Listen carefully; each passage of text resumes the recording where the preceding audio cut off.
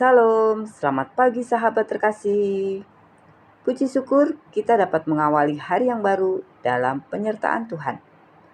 Apapun yang menanti kita hari ini, pekerjaan yang menumpuk, tanggung jawab keluarga, pergumulan yang belum selesai, atau bahkan kekhawatiran yang masih memenuhi pikiran, marilah kita terlebih dahulu membuka hati untuk mendengarkan firman Tuhan. Firman Tuhan pagi ini mengingatkan kita akan sebuah kebenaran yang sangat penting. Manusia seringkali menilai berdasarkan apa yang tampak di luar. Tapi Tuhan melihat jauh lebih dalam, Dia melihat hati. Sahabat terkasih, mari kita membaca bersama 1 Samuel 16 ayat 7. Tetapi berfirmanlah Tuhan kepada Samuel, janganlah pandang parasnya atau perawakannya yang tinggi, sebab aku telah menolaknya. Bukan yang dilihat manusia, yang dilihat Allah. Manusia melihat apa yang di depan mata, tetapi Tuhan melihat hati. Sahabat terkasih, ayat ini terjadi pada saat yang penting dalam sejarah Israel. Raja Saul telah gagal menaati Tuhan. Berkali-kali ia lebih memilih menyenangkan manusia daripada menaati perintah Allah. Karena itu, Tuhan memutuskan untuk mengangkat seorang raja baru. Tuhan lalu mengutus Nabi Samuel pergi ke Betlehem, ke rumah Isai. Di sanalah Tuhan akan menunjukkan siapa yang dipilihnya menjadi raja berikutnya. Ketika Samuel melihat Eliab, anak sulung Isai, ia langsung terkesan.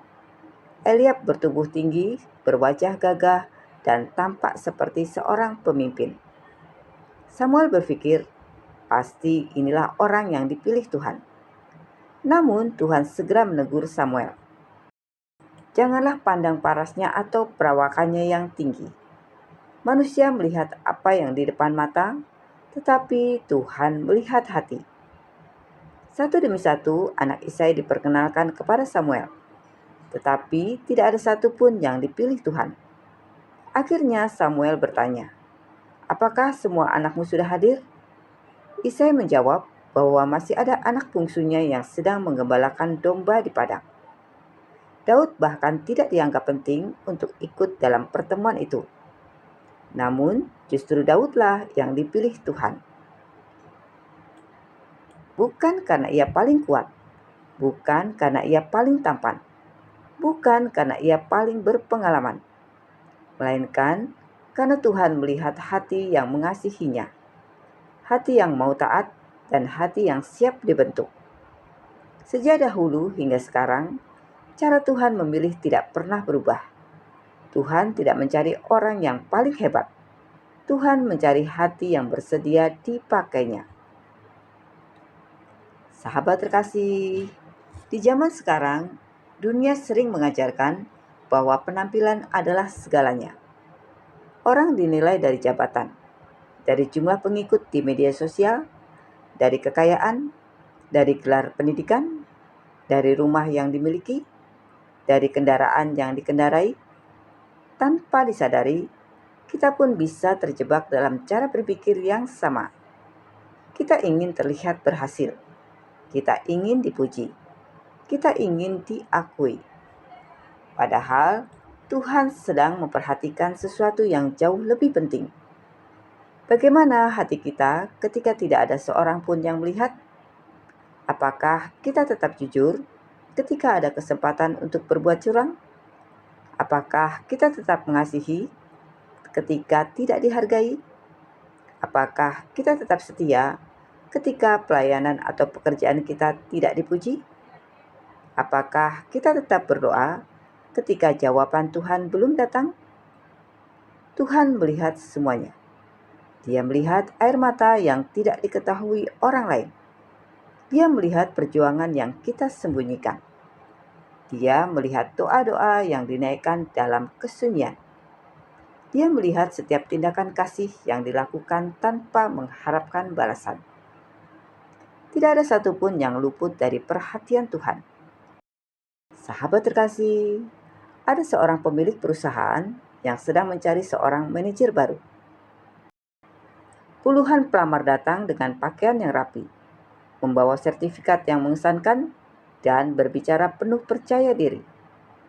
Sebelum wawancara dimulai, seorang petugas kebersihan tanpa sengaja menjatuhkan setumpuk map di ruang tunggu.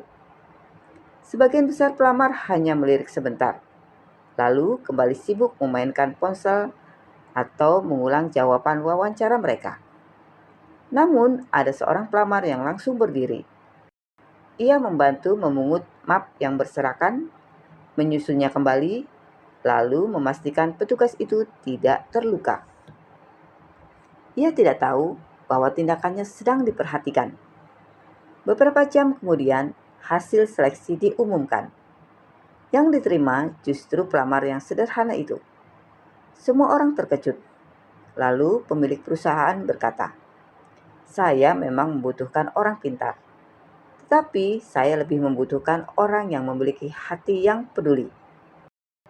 Keahlian bisa dipelajari, tapi karakter jauh lebih sulit dibentuk. Ternyata petugas kebersihan itu adalah bagian dari proses penilaian yang telah direncanakan. Begitulah Tuhan. Seringkali kita sibuk mempercantik penampilan luar, sementara Tuhan sedang melihat isi hati kita. Dia tidak sedang mencari kesempurnaan, Dia sedang mencari ketulusan. Sahabat terkasih, sebelum kita memulai aktivitas hari ini, mari kita bertanya kepada diri sendiri. Apakah hati kita sudah dipenuhi kasih? Ataukah mulai dipenuhi kepahitan? Apakah kita bekerja untuk memuliakan Tuhan? Atau hanya supaya dipuji manusia? Apakah kita tetap setia ketika tidak ada seorang pun yang memperhatikan? Ataukah semangat kita hilang ketika tidak mendapat pengakuan? Firman Tuhan hari ini mengajak kita untuk lebih memperhatikan kondisi hati daripada penampilan luar. Karena dari hatilah keluar setiap perkataan, setiap keputusan, dan setiap tindakan kita. Hati yang dipenuhi kasih akan menghasilkan perkataan yang membangun. Hati yang dipenuhi damai akan menghasilkan sikap yang tenang. Hati yang dipenuhi Roh Kudus akan menghasilkan buah-buah kehidupan yang memuliakan Tuhan. Tuhan tidak pernah melewatkan satupun air mata, doa, kesetiaan, ataupun pengorbanan yang dilakukan dengan tulus. Pada waktunya, Dia akan menyatakan penyertaan dan kasih setianya. Karena itu, jangan lelah menjadi pribadi yang jujur. Jangan berhenti berbuat baik. Jangan menyerah untuk hidup benar. Teruslah menjaga hati, sebab hati yang berkenan kepada Tuhan jauh lebih berharga daripada segala pujian manusia. Mari kita menjalani hari ini dengan keyakinan bahwa yang paling penting bukanlah bagaimana manusia memandang kita, tapi bagaimana Tuhan melihat hati kita. Kiranya setiap perkataan, keputusan, pekerjaan, dan langkah kita hari ini lahir dari hati yang mengasihi Tuhan. Sahabat terkasih, mari kita berdoa bersama. Bapa yang penuh kasih, kami bersyukur untuk firman-Mu pagi ini. Terima kasih karena Engkau mengingatkan kami bahwa Engkau tidak melihat seperti manusia melihat. Engkau melihat hati kami, mengenal setiap pikiran, setiap pergumulan, dan setiap kerinduan yang kami simpan. Bapa, kami datang dengan segala kelemahan kami. Jika selama ini kami lebih sibuk mengejar pengakuan manusia daripada hidup berkenan kepadamu, ampunilah kami.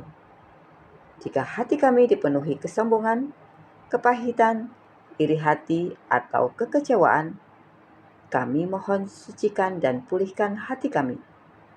Bentuklah kami menjadi pribadi yang memiliki hati yang tulus, rendah hati, taat, dan setia kepadamu. Seperti Daud yang Engkau pilih bukan karena penampilannya, tapi karena hatinya yang mengasihimu. Pimpin setiap langkah kami sepanjang hari ini. Berikan hikmat dalam setiap keputusan, kekuatan dalam setiap pekerjaan, damai di tengah setiap tantangan, dan sukacita yang tidak bergantung pada keadaan. Tolong kami agar setiap perkataan, sikap, dan tindakan kami memuliakan nama-Mu. Kami percaya Engkau melihat setiap air mata, setiap doa, setiap kesetiaan, dan setiap kebaikan yang mungkin tidak diperhatikan oleh manusia. Kiranya kami tetap setia berjalan bersama-Mu sampai akhir. Di dalam nama Tuhan Yesus Kristus, kami berdoa dan mengucap syukur. Amin.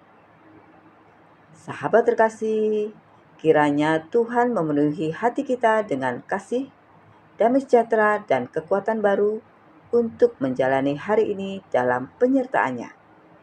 Sampai jumpa di renungan pagi berikutnya. Selamat beraktivitas. Tuhan Yesus memberkati.